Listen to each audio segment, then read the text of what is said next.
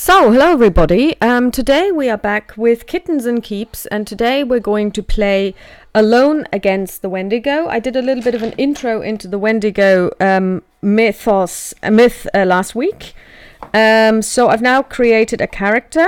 I'm just going to give you a little bit of an introduction from the actual game.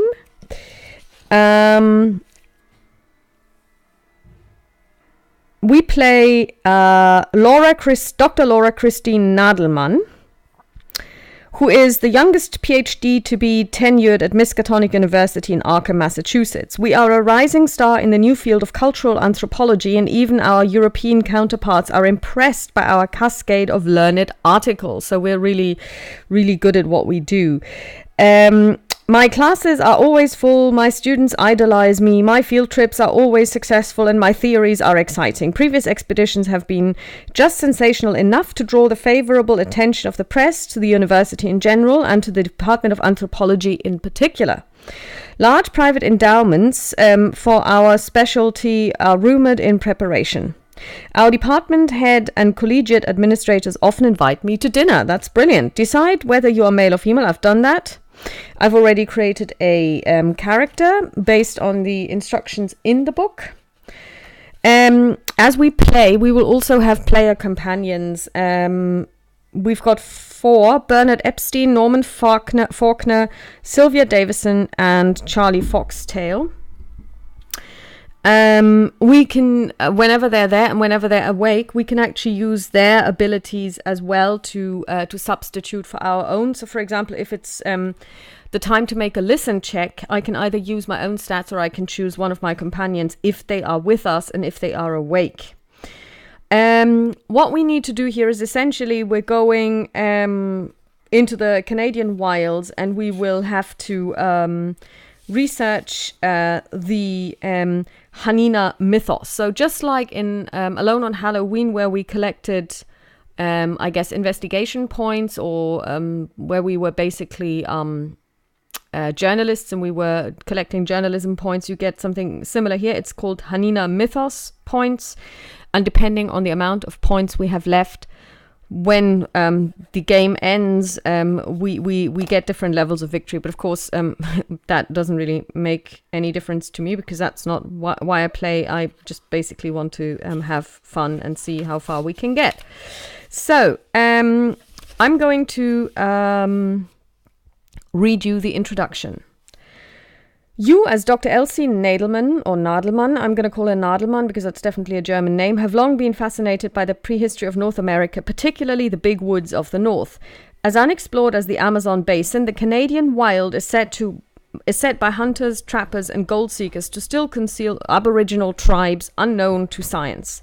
Alas, whatever truth these stories contain is masked by tall tales of lost prehistoric valleys, Indian demons, pygmy races, and other equally unbelievable fantasies. So although she's an anthropologist, she's not easily conned into believing stuff she considers to be mythological, I guess.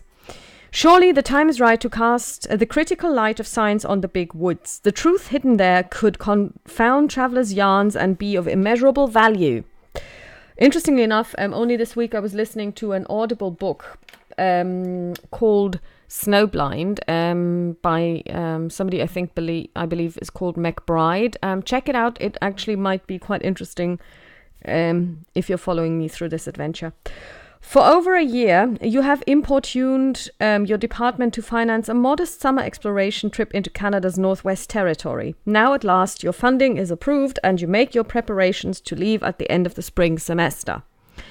Most of your graduate students are eager to go, but you can take only the most promising 3. You have chosen to explore the Valley of the North Hanina. In the local Saki Indian dialect, Hanina means the river of magic power.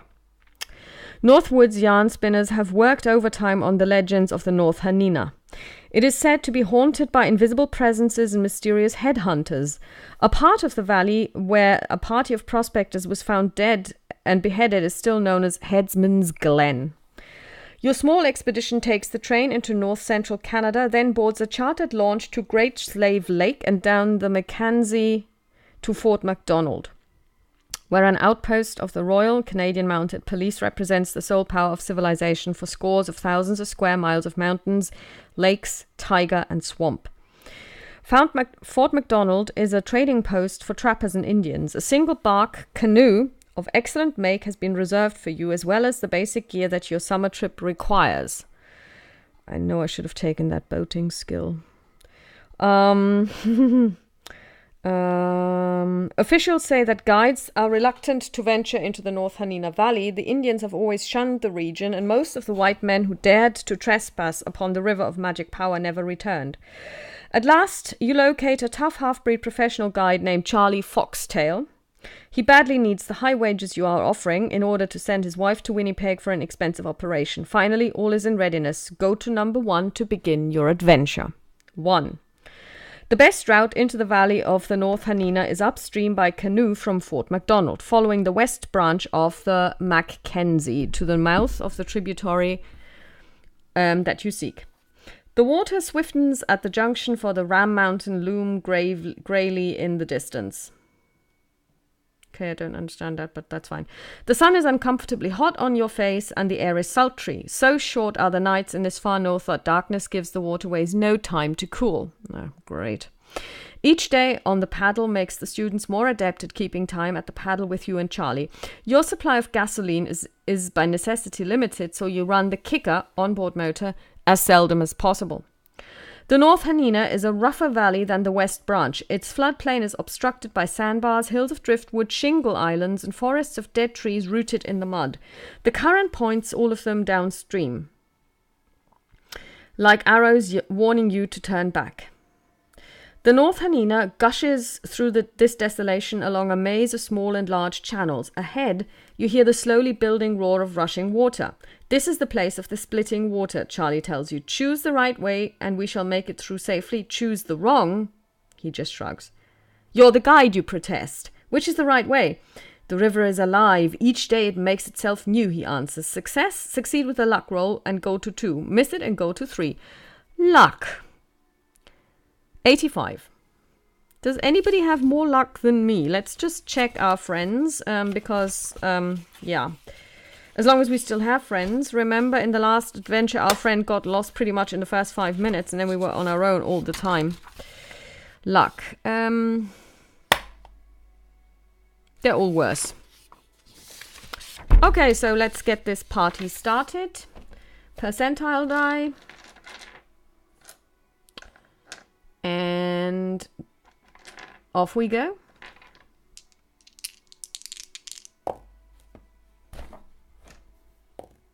And we pass 74 over 85. That's a pass. So we go to 2. And we get 1 Hanina point as we just pass this one. So this time we can actually cross them off.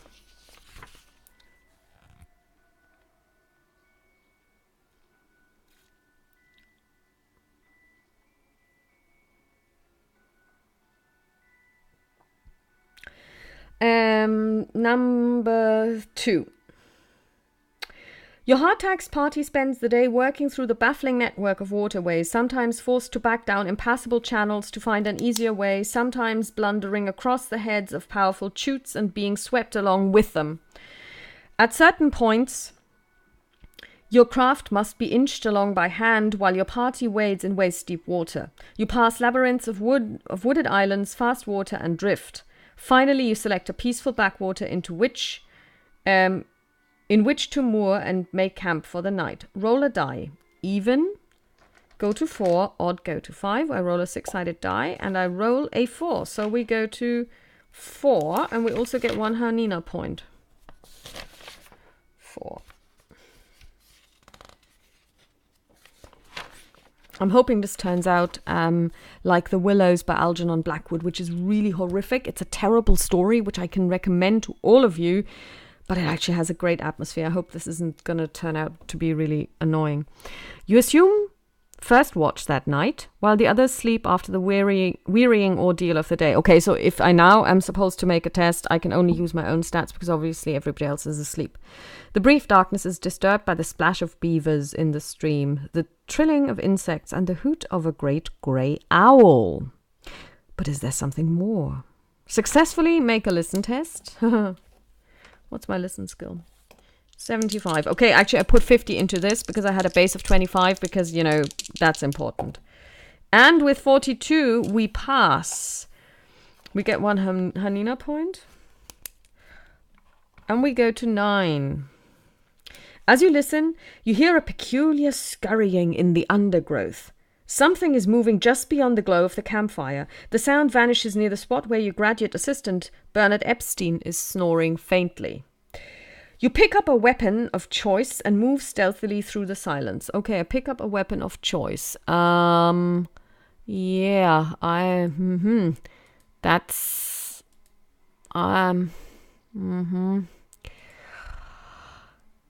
Okay, I pick up a weapon of choice. I'm really good at punching people, and I'm also quite good at clubs. I'm gonna take a club. The mists do not let the moon or starlight shine through. It is only by a sudden flaring of the fire that you see the intruders, tiny figures walking upright. You have only an instant to decide to shoot at one of them at half of the normal chance, to hit due to the surprise and darkness, or to do nothing. If you hit your target, go, okay, I'm allowed to use a weapon.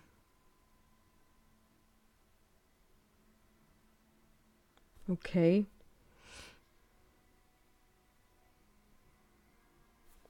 Okay, now I have to check because I don't really have...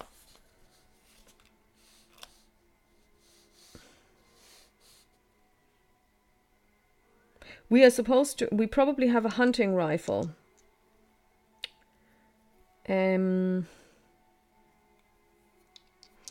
Okay, so I'm gonna give myself a chance of 50 and half this, so 25.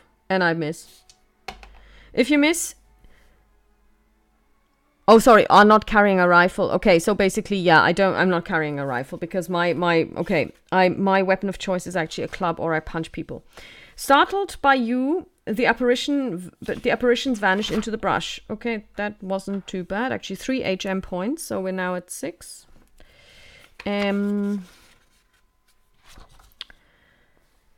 Everyone, hurry up, get up, you yell. Your comrades spring from their bedrolls, rifles in hand. What is it, Doc? Gasps Epstein. You explain that you saw a small, upright, man-like beings standing over him as he slept. Charlie lets out a startled sound. We cannot stay here. We must leave the North Hanina. He remains tight-lipped when you ask him to explain his fear. To talk him into unburdening himself, make a successful debate and go to 35, fail and go to 26. Debate. I do not think I have this skill.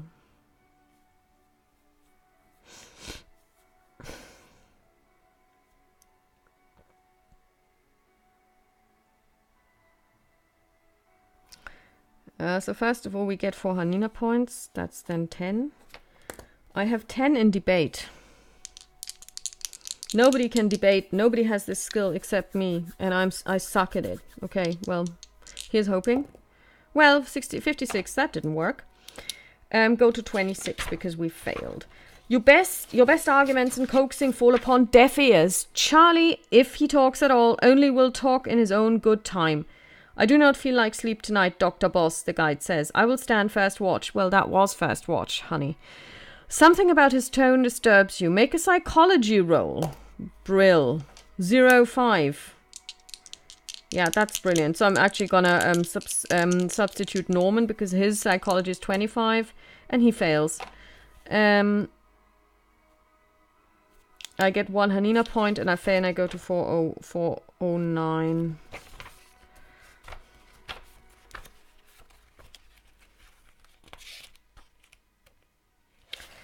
Charlie insists he is not sleepy and wishes to stand the first watch. It still is not the first watch, it's the second watch. What he finally thought of doesn't do him much credit, for in the morning you find him gone, along with the canoe and his share of the supplies. Rats. This places your group in an awkward position. Really? You may try to return home on foot at 158 to try to continue the exploration at 604. Okay, now, okay, my instinct would actually be to return home. I mean, we don't stand a chance in the wilderness, so we'll go to 158. It may mean that we will have to reset and start again, but I don't care. I mean, this is way too difficult and dangerous on our own because we know nothing. I mean, we're the Jon Snows of this operation. Healing time. Add 1 hit point to each to your blah. Blah. You and your students follow a circuitous route back to Fort MacDonald. Roll 1d6. On a 5, go to 552. 1 Hanina point.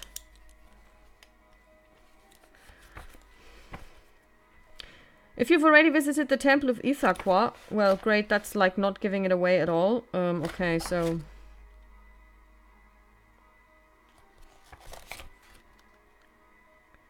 The Great Wheel of Stone, go to 462. If not, go to 553. 553. Forced by the slows along the riverside to cross the ridges above them, the 4 of you laboriously hack through the brambles and thickets. Suddenly, as your group passes close to the lip of a slope, Bernard catches your elbow, saying, "Look there, Doctor." You gaze down from your lofty perspective and your lips part in a gasp. Okay, so 1 Hanina point. Go to 448. Okay, let's see what we're going to see. Astonishing! Who would have expected to see such a thing in this most primitive of lands? It's a gigantic circle, over 240 feet in circumference, made of huge slabs of limestone and boulders, placed with great engineering skill to form a wheel. From the center of the wheel, 28 stone spokes radiate in precision to a well-defined perimeter. Okay. Okay, let's see what we can do. At the center of the structure is what appears to be a small ceremonial building shaped like a beehive. Wow. Okay, beehives, yeah. Beehive huts. We have those in Ireland, there are plenty. The strange dizziness increases as you slide down the slope and cross the outer ring of stones. You begin to hear a ringing in your ears and a roll like the crash of distant waves, like the strike of mighty thunderbolts upon echoing mountainsides. To leave your faint-hearted party behind and go inside the little building, go to 449. To decide that this phenomenon is both evil and dangerous and head back to the way you came, try a luck roll. Okay, what am I going to do? 19. Okay, I mean...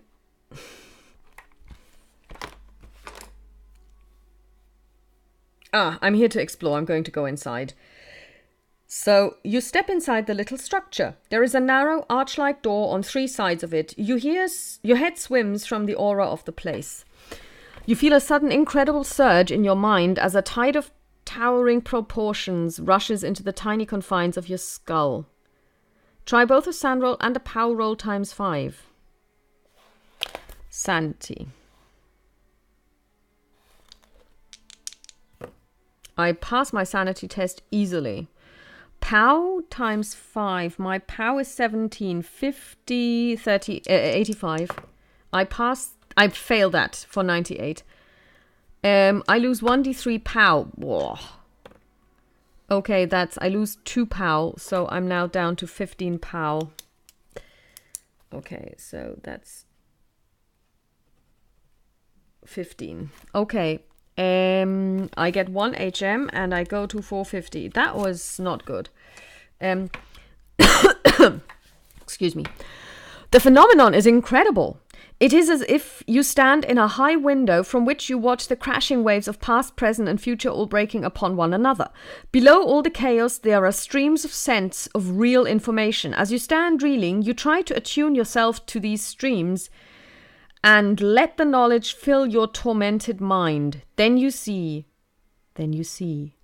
ancient days, this place, a race of tall, lean, grey-skinned, evil-faced men. They are not Amarin stock. They are older, terribly old. They have a name, Kewanima. Their spirit is upon the land. They rule from terrible antiquity. This continent is theirs. They defend it with mighty magic, awesome powers. The ships of Atlantis burn. The hosts of Mu can gain no foothold. The world has 3 powers, and the Kewanima are not the least. Oh, evil, dark is the night of the sway of the Kewanima. They have gods. They sacrifice to awful gods. Rebathoth, Yog-Sothoth, Zadok, Shub-Niggurath. So many nightmare gods. To each a temple is built. Some like wheels of stone. In the great heart of their domain, a temple of the Wendigo. Ie Ithaqua, Eia, Eia, Nga, Hu. If you do not fear to stay and learn more, make a sand roll and a power roll × 4. If you miss the sand roll, lose 1d6 sanity. Okay, we're gonna stay longer. 5 Cthulhu Mythos. So we're now at 0.5.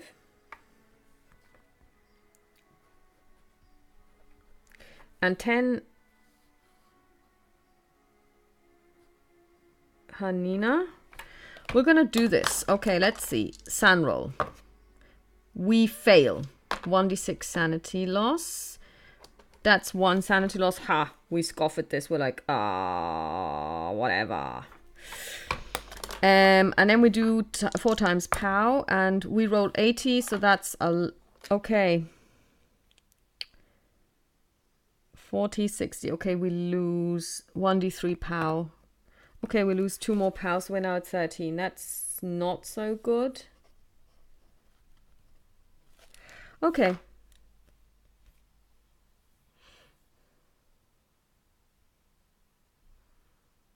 Four, 5, 1.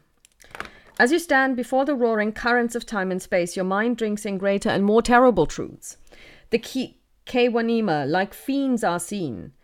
Unbearable holocausts of evil are produced. Souls are but sparks to feed their roaring gods and sorcerers. Bodies blasted, souls blasted, awesome curses laid. Fury, fury against those who stand upon their continents as tall as Kewanimia is tall. Men must die, civilizations must die, the rocks they stand upon must die, hatred without end, the temples fill with blood, souls hurtle screaming through the gateways to the elder ones, offerings without end are produced and the Kewanima prosper. The gods are pleased, their power is directed, headlands break, continents crash into the sea, every element turns upon Atlantis, upon Mu. They are no more. Though the Kewanima's curse takes ages to work, it is relentless and fatal. Mu and Atlantis are no more. There is only Kewanimea and its thirsting gods. We are going to leave now. 6 more Cthulhu Mythos and 12 HM. So we're now at 11 Cthulhu Mythos and 39, 41 Hanina Mythos points, and we return 532.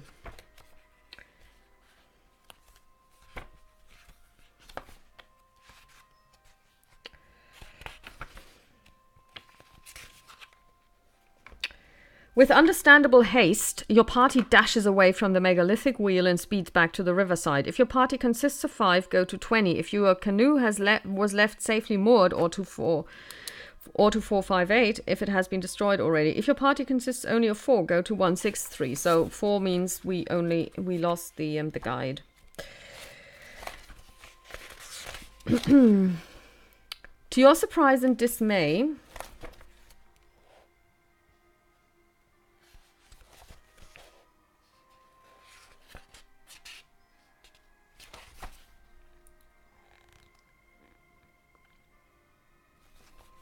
let me just check 532 again. I get 1 HM. We're now at 42 points. So,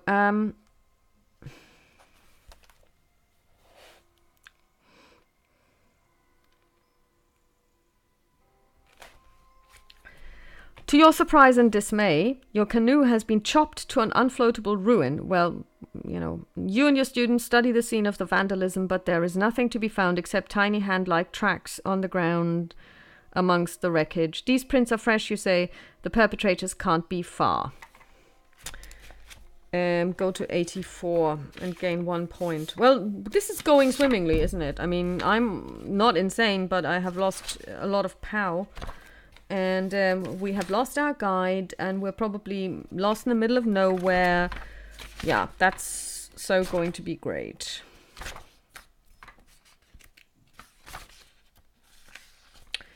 Okay, here we are. Hearing something you don't like, you whisper a warning to the students who dodge into the undergrowth. To your surprise, a tiny man treads lightly out of the woody growth. He's barely 3 feet tall, thin of limb, large-headed, and has barely enough hair to gather into one central scalp lock. His face reminds you of a quacutal devil mask. To hide until it is all clear, go to 129. I'm going to hide. Sorry, I mean, I'm not going to take any risks. 4 points is cool, and I'm going to hide 129. Chances are he'll find us anyway. Maybe he can smell us. The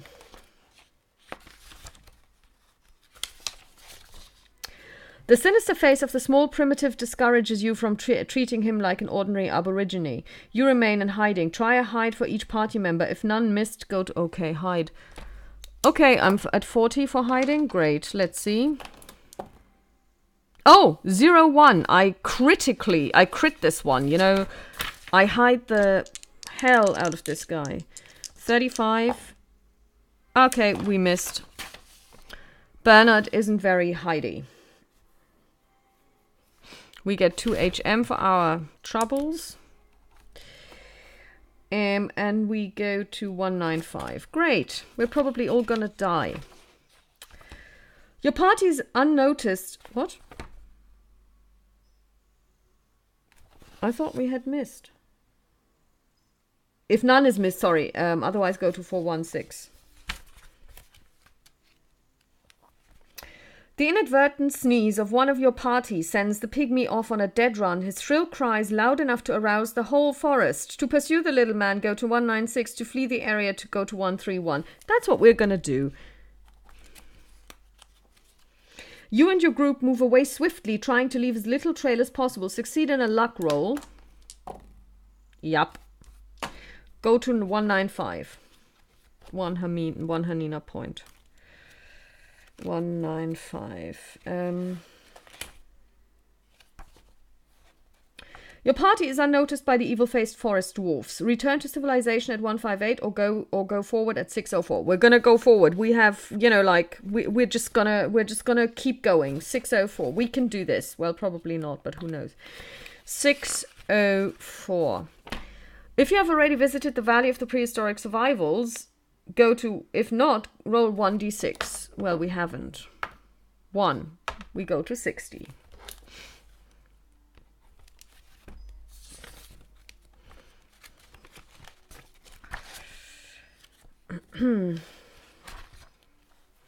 Healing time. Well, that's not my problem. Can you actually restore POW? Let's check. I'm just going to pull out the rule book.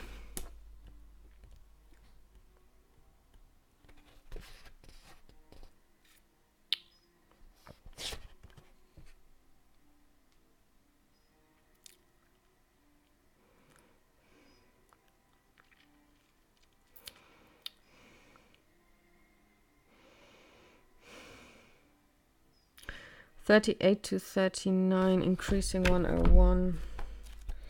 Let's see what we can do. Because I'd really like to get my POW back. That didn't work.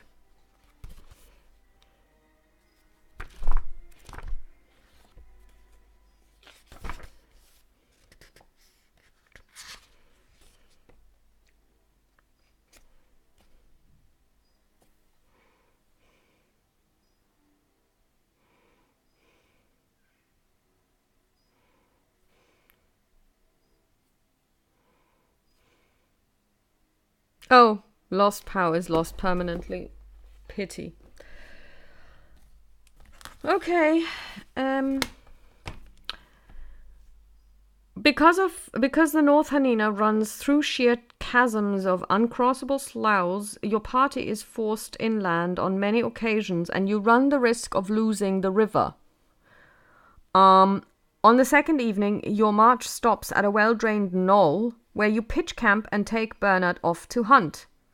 Oh my word, he's the guy who keeps sneezing. So, yeah, he'll probably sneeze away any deer he can find. While stalking a snowshoe hare under a mossy rock shelf, you hear a last-minute growl above and to your left. A wolverine with foam-oozing jaws leaps straight for your companion. To shoot it, make a normal rifle shot. If you hit... Okay, yeah. I just assume I have rifle. And I hit. I get 1 Hanina point, and I go to 88.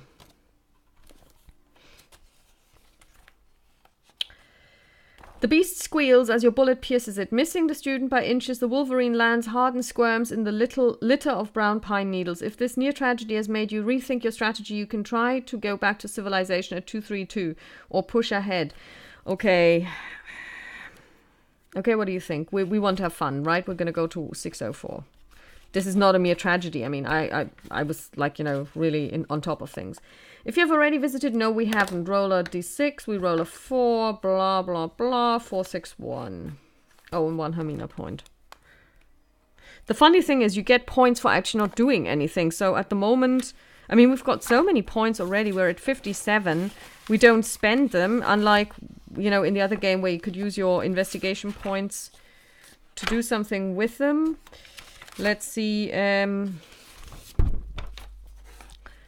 with this amount of points, we already have we have a limited success, but we will have a modest success very soon. So, yeah, I'm not, at the moment, I'm actually not enjoying this game, but that's okay. 461.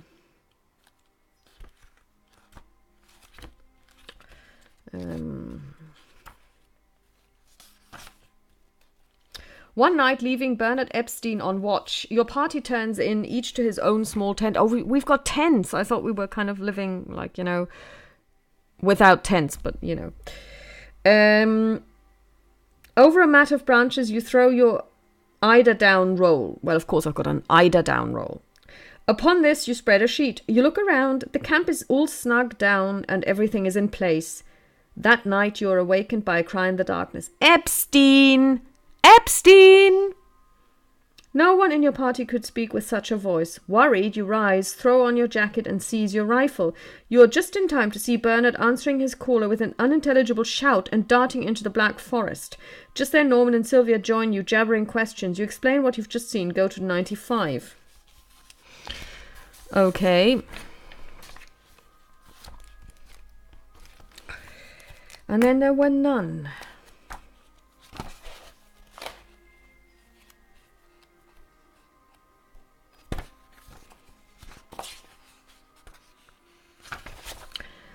What will we do now, Doctor? Norman finally has the spirit to ask. Sylvia, seated next to him, watches for your answer expectantly, her ruddy, firelit face looking like a hopeful orphan's. When the sun's up, we'll try to pick up Bernard's trail. We can't abandon him here while there is a chance to find him alive.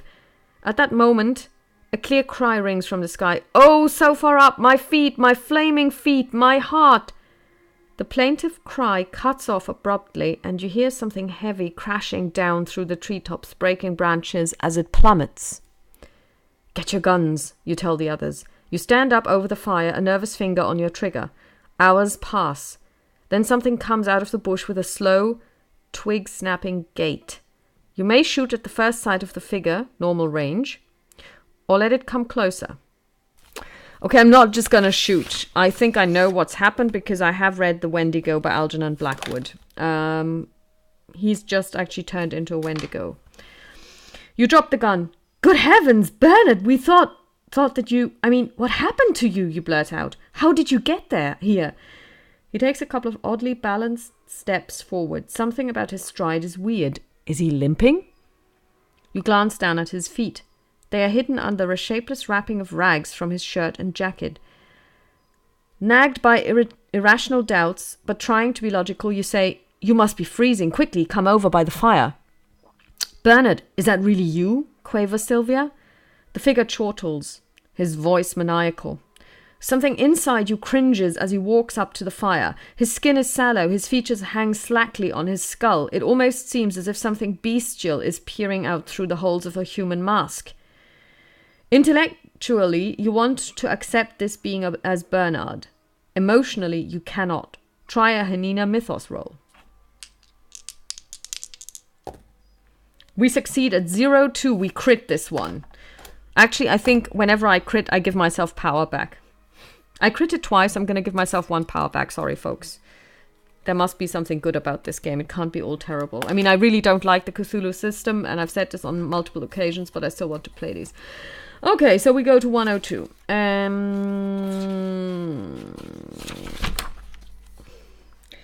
No matter what it looks like, this entity cannot be Bernard Epstein. Whether it is his shell possessed or a purely demonic imposture, you do not know.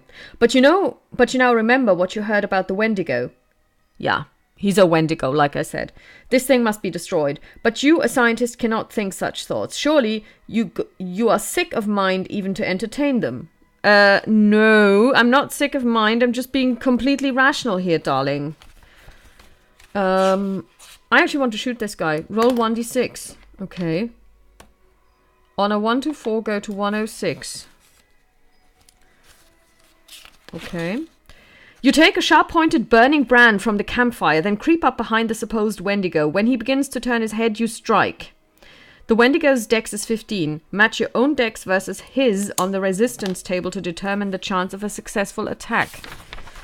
My dex is 16. Very good.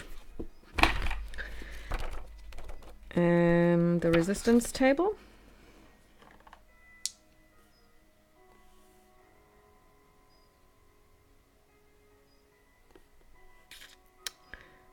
Sorry, 55.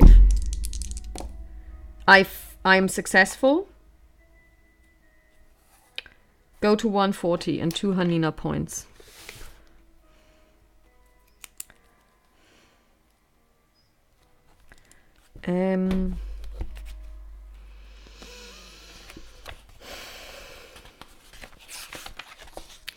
The impaled Wendigo gives out a gurgling cry and then goes stiff. As you watch in amazement, his body shrinks, collapses in upon itself. Soon nothing is left but the bones, as though he had no real flesh on him.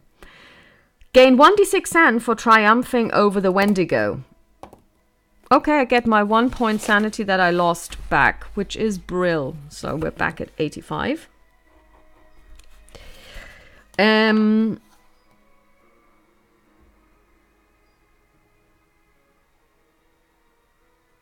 I get 11 HM. That's brilliant. So that's 79.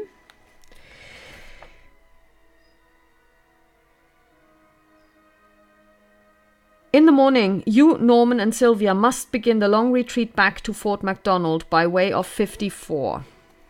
Okay.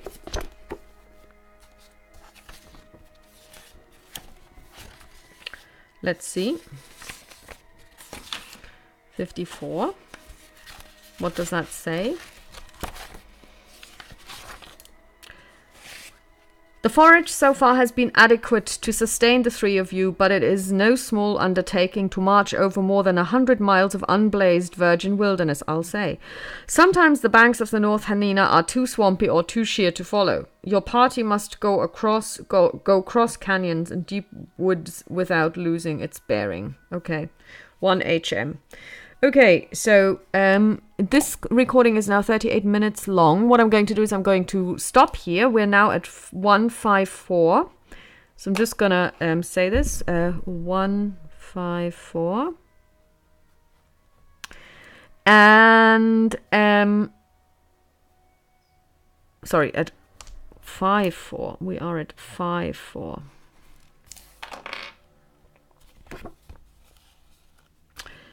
And then we will continue probably this afternoon. So talk to you then. Bye-bye.